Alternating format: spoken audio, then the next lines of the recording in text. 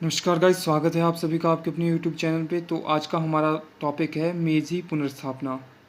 तो मेजी का इसमें मैं आपको पूरा टॉपिक आपको बताने से पहले ये क्लियर करा देना चाहूँगा। आपने सिर्फ समझना है। मैं इग्नू के एग्ज़ाम पॉइंट ऑफ व्यू से आपको ये समझाऊँगा, तो आपने सिर्फ समझना है, बाकी लिख आप स्वयं लोगे। तो पहले मेजी के बारे में बताना चाहूँगा। मेजी है सम्राट। तो मेजी पुनर्स्थापना यानी सम्राट की पुनर्स्थापना, यानी सम्राट को दोबारा से शक्तियाँ मिलना, उसे मेजी पुनर्स्थापना कहा गया है। तो ये जो काल है ये 1868 से लेके 1912 तक के समय को मेजी पुनर्स्थापना का समय कहा गया है। तो 1868 से पहले ऐसा होता था, राजा जो था एक कठपुतली शासक था। जापान का राजा सिर्फ एक कठपुतली शासक था। उसके सेनापति या प्रधानमंत्री के हाथ में सारी ताकत होती थी। कुल मिला के 4 शॉगनेट आई, यानी जिसे तोकुगावा आप इसमें अक्षर देख पा रहे हो।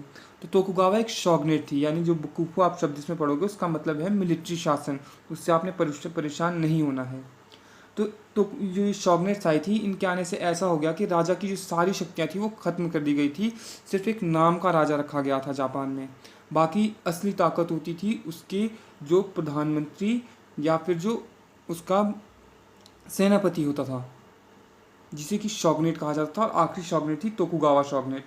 और इसका पतन इसलिए हुआ क्योंकि जो उस समय अमेरिका ने जापान के तट पे आता है और जापान को विदेशियों से संबंध स्थापित करने के लिए, यानी व्यापार करने के लिए, खोलने के लिए कहता है।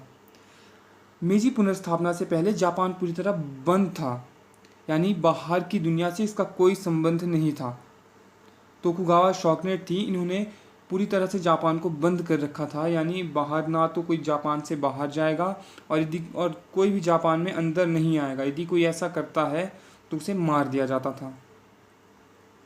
तो इस तरह का था, यानी जापान विदेशों से व्यापार नहीं करता था, मिलना जुलना कुछ नहीं था, डेवलपमेंट कुछ नहीं थी।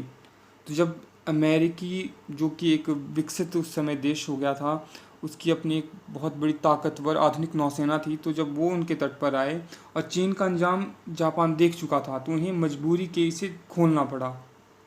तो उससे इंटेलेक्चुअल्स पैदा हुए, तोकुगावा का पतन हुआ और फिर तोकुगावा को मजबूरी में 1868 में सारी शक्तियां सम्राट को सौंपनी पड़ी। तो आशा करता हूँ तो आपको समझ आ चुका होगा। तो जब ये सब कुछ, तो आप इसमें एक वर्ड भी देख पा रहे हो, सेमुराई। समुराई जो तोकुगावा थे, यानी जो शॉगनेट थी, उसमें सबसे बड़ा होता था। जैसे जो है शॉगनेट का लीडर यानी आप समझिएगा जो इसके पास सारी शक्तियां हैं। उसके बाद वो लैंड लॉर्ड्स में आगे बांट देता था, यानी सामंत। और सामंतों के बाद चौथी तीसरी आती थी समुराय। समुराय प्रोटेक्टर थे।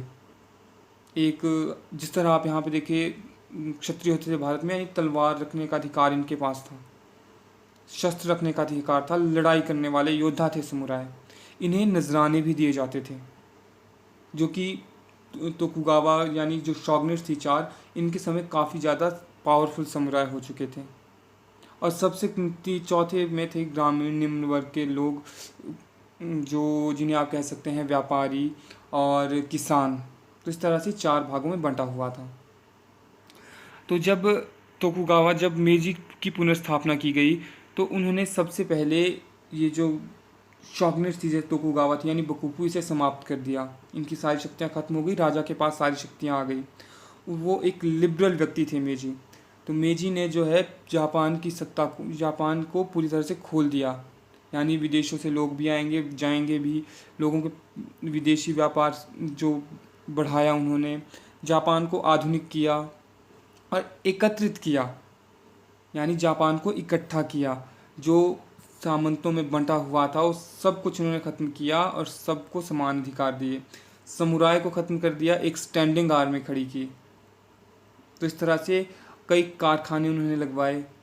और इसके साथ ही उन्होंने जो किया, जैसा कि अपने लोगों को विदेशों में जाने, यानी बच्चों को विदेशों में पढ़ने के लिए प्रोत्साहित किया, ताकि वो विदेश जो है यूरोपियन या पश्चिमी सभ्यता से सारी जानकारी, यानी साइंस टेक्नोलॉजी की पूरी जानकारी प्राप्त करे और उसे जापान में लाए, अप्लाई करे, जिससे कि जापान एक सैन्य ताकत भी बन के उभरा।